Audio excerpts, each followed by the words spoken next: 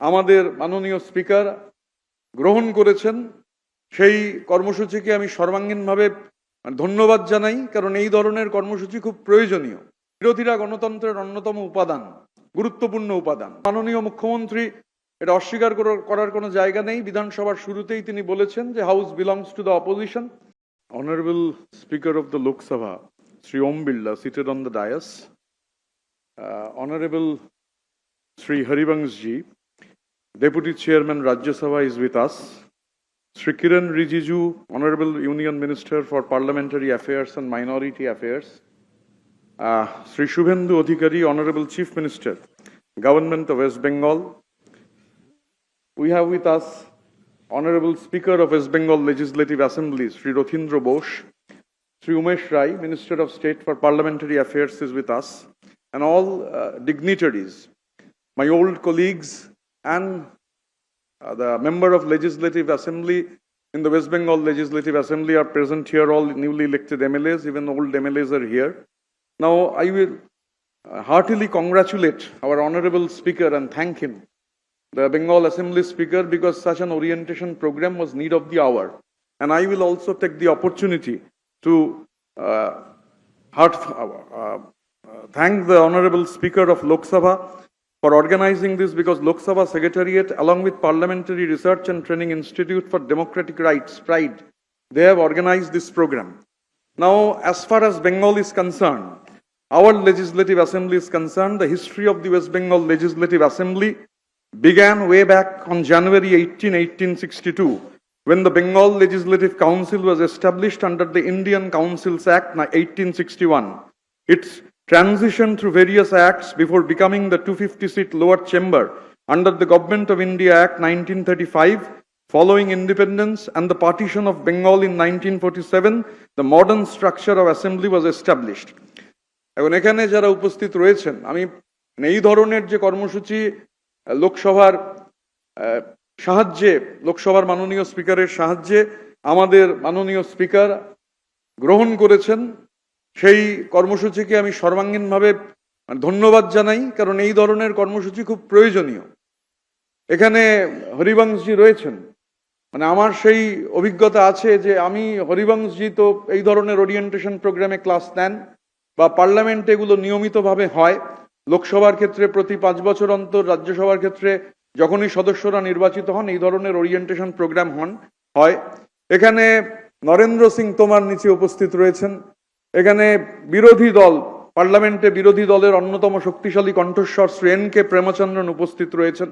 এখন গণতন্ত্র বিরোধীদের নিয়ে, বিরোধীরা গণতন্ত্রের অন্যতম উপাদান, গুরুত্বপূর্ণ উপাদান, এবং মাননীয় মুখ্যমন্ত্রী এটা অস্বীকার করার কোনো জায়গা নেই। বিধানসভার শুরুতেই তিনি বলেছেন যে house belongs to the opposition. তো আমরা আজকের এই যে কর্মসূচি গ্রহণ করা হয়েছে, হতে পারে মাঝে অনেকটা সময় এই ধরনের কর্মসূচিতে গ্যাপ ছিল। এই ওরিয়েন্টেশন প্রোগ্রাম না হলে নতুন যারা বিধায়ক হিসেবে এসেছেন, আমরা পার্লামেন্টের ক্ষেত্রেও দেখেছি এই ধরনের কর্মসূচি, যারা নতুন নির্বাচিত হয়ে যান, এই ধরনের কর্মসূচি তাদের ভীষণভাবে সাহায্য করে। এবং যে কর্মসূচিটা আজকে নেওয়া হয়েছে, আজকে এবং কালকে এমন ধরনের ক্লাস, এবং যারা নেবেন এই অভিজ্ঞ ব্যক্তিবর্গ যারা এখানে, প্রত্যেককে আমন্ত্রণ জানানো হয়েছে। আমরা সবাই তাদের কাছে কৃতজ্ঞ, তারা সেই আমন্ত্রণ গ্রহণ করেছেন এবং তারা এই ক্লাসগুলো নেবেন। এবং আমরা যারা এই ক্লাসগুলোতে অংশগ্রহণ করব, নিশ্চিতভাবে এই ক্লাসগুলোর দ্বারা উপকৃত হব। কেননা বিধানসভার অভ্যন্তরে, আইনসভার অভ্যন্তরে কিভাবে ভূমিকা পালন করা উচিত, দায়িত্বশীল বিরোধী হিসাবে আমরা কতটা ভালোভাবে ভূমিকা পালন করতে পারবো, সেগুলো আমরা যারা বিরোধীরা রয়েছি তাদের পক্ষেও এই ধরনের কর্মসূচি খুব জরুরি। একটা লম্বা সময় বাদে এই ধরনের কর্মসূচি হচ্ছে। এই ধরনের কর্মসূচিতে ছেদ পড়া উচিত নয়।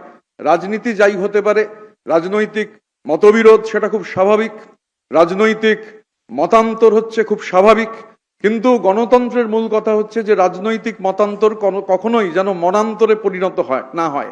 100 বার রাজনৈতিক মতান্তর থাকবে, রাজনীতি, আমি আমার রাজনীতির কথা বলবো, আপনি আপনার রাজনীতির কথা বলবেন, রাজনৈতিক বিরোধ হবে, কিন্তু রাজনৈতিক মতান্তর মনান্তরে পরিণত হলে তা গণতন্ত্রের পক্ষে সুখকর নয়, সেটা গণতন্ত্রের পক্ষে কাম্য নয়। এবং বিশেষ করে আমাদের যে বিধানসভা, এই বিধানসভার যে ইতিহাস, আমাদের দেশে এত পুরনো এই লেজিসলেটিভ কাউন্সিল কোথাও নেই। এত পুরনো লেজিসলেটিভ সিস্টেম কোথাও নেই। এবং মডার্ন যে বিধানসভার 100 বছর, ফেব্রুয়ারি মাসের 9 তারিখ 2031 সালে আমাদের যে আধুনিক আমাদের যে বিল্ডিং, যেখানে আমাদের বিধানসভা, সেই বিধানসভার 100 বছর উদযাপিত হবে।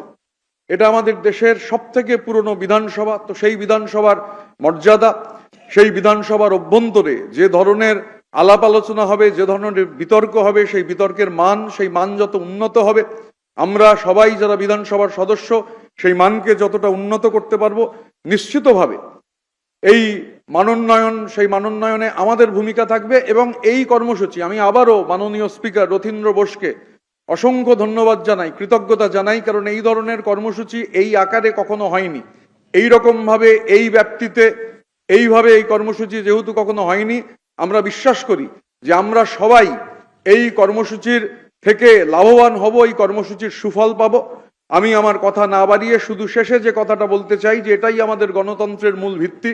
আমাদের গণতন্ত্র, আমাদের যে সভ্যতা, হাজার হাজার বছরের পুরনো সভ্যতা, পৃথিবীর একমাত্র চলমান সভ্যতা, সেই সভ্যতা, সেই ষোড়শ মহাজনপদের আমলেও, যখন আমাদের দেশে ষোড়শ মহাজনপদ ছিল, তখনও দুটো জায়গায় সেখানে গণতান্ত্রিক ব্যবস্থায় মানুষ তাদের শাসক নির্বাচিত করতেন। আমাদের গণতন্ত্র এতটাই গভীরে প্রথিত, এবং গণতন্ত্রের বিরুদ্ধে যে কোনো ধরনের আক্রমণ আমাদের দেশে যখন হয়েছে, স্বাধীনতার আগে বা স্বাধীনতা পরবর্তী সময়, গণতন্ত্রের ওপর যে কোনো ধরনের আক্রমণকে আলটিমেটলি মানুষ প্রতিহত করেছেন। গণতন্ত্রের ওপর আক্রমণ মানুষ সহ্য করেন না।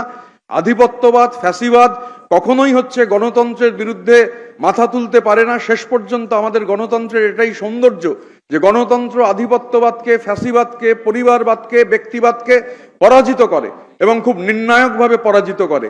তাই আমি আরো একবার মাননীয় স্পিকার শ্রী রথীন্দ্র বোস সহ সমস্ত ডিগনিটারিরা এখানে রয়েছেন, আমাদের সমস্ত সম্মানীয় বিধায়করা, অন্যান্য জায়গা থেকে আসা সম্মানীয় যারা অতিথিরা, সবাইকে আরো একবার ধন্যবাদ জানাই। এবং গণতন্ত্রের যে মূল স্পিরিট, আমাদের হাজার হাজার বছরের ভারতবর্ষের সভ্যতা আমাদের যে কথা শিখিয়েছে, সেই কথা, সেই বিশ্বাস আগামী দিনে আমাদের পশ্চিমবঙ্গ বিধানসভায়, বিধানসভার বাইরে এটাই শক্তিশালী হবে। আমি সেই বিশ্বাস নিয়েই শেষ করতে চাই। I may not agree with what you say, but I will defend to the last your right to say it. Jai Hind, Bande Mataram.